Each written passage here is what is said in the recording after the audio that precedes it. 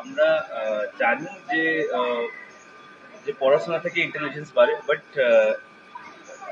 Exercise থেকেও বাড়ে, যে বডি কাইনেটিক স্কিল আছে, বডি কোঅর্ডিনেশন, যে ইন্টেলিজেন্স আছে আমাদের, সেইটা নিয়ে আজকে আমরা class.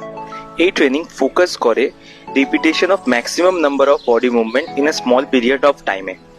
High intensity interval training বা কোঅর্ডিনেশন ট্রেনিং হেল্প করে to improve brain derive neurotrophic factor, যাকে বিডিএনএফ বলি। আর এটির কাজ হচ্ছে নিউ ব্রেন সেলকে ডেভেলপ করা, যার ফান্ডামেন্টালি হেল্প করে লার্নিং, মেমোরি আর ওভারঅল কগনিটিভ ফাংশনকে ঠিক।